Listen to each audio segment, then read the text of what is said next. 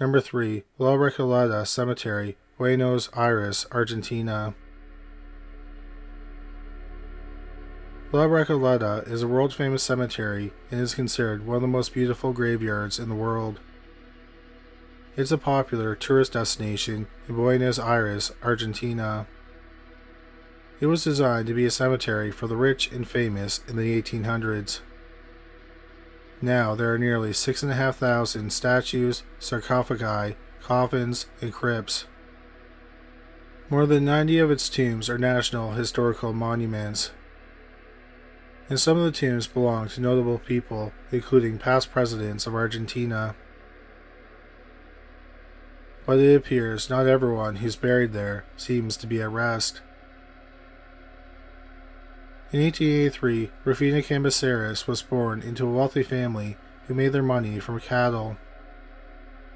In 1902, Rufina was a 19-year-old socialite in the city.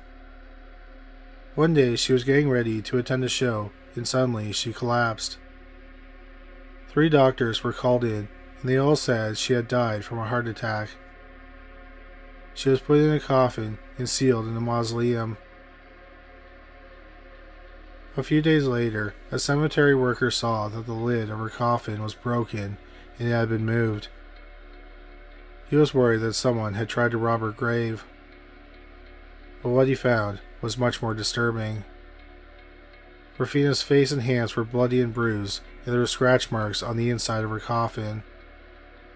It turned out she had been buried alive and she had been trying to get out. Sadly, when she was found, she was really dead. The doctors said she had died of exhaustion and shock. They also said she must have had a catalepsy attack. That's a problem with the nervous system, where someone's body essentially freezes and they can no longer control their body. It's a death-like trance, and this is how some people ended up being buried alive. So Rufina was laid to rest where she actually died. Her ghost is said to be seen walking around the cemetery at night. Her tomb is a masterpiece. It has a statue of a woman holding open the door to her mausoleum. It's said that her mother had the statue built as a tribute to what happened to Rufina. Another spirit that haunts the cemetery is known as the White Lady. The story goes that one night, a young man met a beautiful girl dressed in white at the corner of the cemetery. Her name was Luz Maria Garcia Belloso, and she was 15 years old. He took her out on a date, and she felt cold, so he gave her his jacket, and she spilled something on it. The next day, the young man went to the girl's house to get his jacket back. He met her mother, and she said that Luz had died from leukemia in 1925, and she is buried at La Recoleta Cemetery. She is buried next to the main path near the entrance. The man went to the cemetery and found his jacket on top of the crypt of the young woman. His jacket was still stained. Another version of the story goes that young men were seduced by a pretty young lady wearing all white at the corner of the cemetery. These men would spend the night with the young lady and then say goodbye. Then they would follow her and find out that she returned to the cemetery, and then she'd disappear among the graves. The urban legend was made into a 1942 movie called Fantasmas dos Buenos Aires. Another ghost who haunts the cemetery is the gravedigger who worked there for 30 years. David Leño saved his money for his own plot and statue in the cemetery. The story goes that David hired an architect to make the statue, and once the architect was done the work, David killed himself at home. People said that David still walks among the tombs, and you can hear his keys jingling. The cemetery is usually open daily to the public. By the time of this recording, Google says it's temporarily closed. Number 2, St. Louis Cemetery. Number 1, New Orleans, USA. New Orleans, Louisiana is known for being a haunted city. The city's French Quarter is a famous tourist destination along the banks of the Mississippi River. The half-square-mile area is a hub for bars, hotels, and museums. It's also home to what's considered one of the most haunted cemeteries in the United States. St. Louis Cemetery No. 1 dates back to 1789, making it the oldest graveyard in the city. Mark Twain called New Orleans Cemetery's City of the Dead for its above-ground tombs. He also wrote that there is no architecture in New Orleans except in the cemeteries. St. Louis Cemetery No. 1 is no different. It's like a city of its own, with 700 tombs that have begun to crumble over 230 years. Scenes from the 1969 film Easy Rider and the 1994 film Interview with a Vampire were shot in the cemetery. One of the most famous ghosts that haunts the graveyard is Marie Laveau, also known as the Voodoo Queen. She was born around 1800, but the exact date is unclear. At that time, voodoo in New Orleans was at its peak. Voodoo is derived from spiritual practices in Dahomey, West Africa. It was first brought to New Orleans during the slave trade. Marie Laveau started her practice when she was working as a hairdresser, and she gave advice to her customers with love problems. Soon, people started seeing her for marital problems, judicial issues, childbearing, health, good luck, and finances. She would give people advice, or she would give them spiritual objects such as candles, powder, or a mix of items called a gris-gris. By 1830, she was the go-to voodoo practitioner, and she was dubbed Voodoo Queen of New Orleans. Her ceremonies were performances, and they involved snake worship, chanting, dancing, and sadly, animal sacrifices. She died in June 1881 when she was in her 70s or 80s.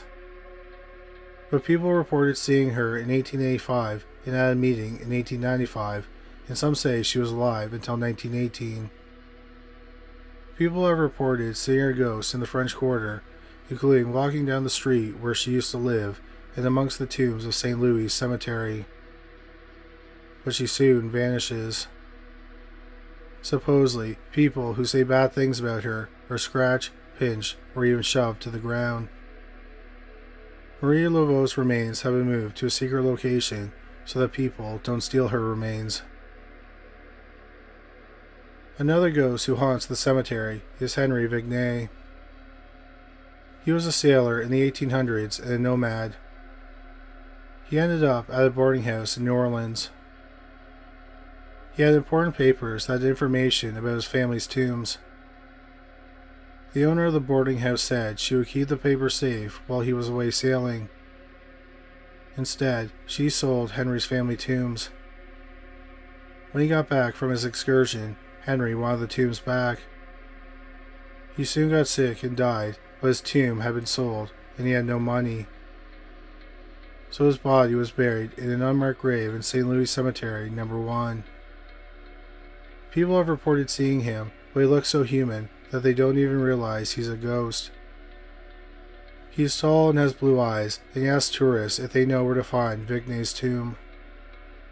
Henry's ghost has shown up at funerals and asks if there's room in the tomb for him. A ghost investigation crew said that they caught his apparition on camera, and they have a recording of his voice saying, "I need to rest." There are several ghost tours to the cemetery. The cemetery is only accessible through a licensed tour. Number 1. Greyfriars Kirkyard, Edinburgh, Scotland. Sir George Mackenzie was a Scottish lawyer in the 1600s who earned the nickname Bloody Mackenzie.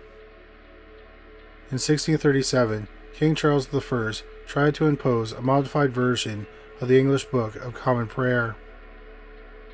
It was a book used by churches of Anglican communion. People rioted because they wanted religious and civil freedom. Those in opposition to the king's reform made the Presbyterian National Covenant in 1638, which is kind of like a petition against the changes. They signed in Greyfriars Kirkyard, a churchyard in what's now in the historic centre of Edinburgh. The king saw this as a rebellion against his rule, which snowballed into wars. George Mackenzie persecuted the protesters. So Mackenzie imprisoned 1,200 protesters in a field next to Greyfriars Kirkyard. The prisoners spent more than 4 months outside awaiting trial. They were only given 4 ounces of bread to eat daily, and the conditions were so bad that the Covenanters' prison sometimes is described as a concentration camp. Many prisoners died, some were maltreated, and others were tried and executed for treason. Some were freed, but they had to sign a bond of loyalty to the crown.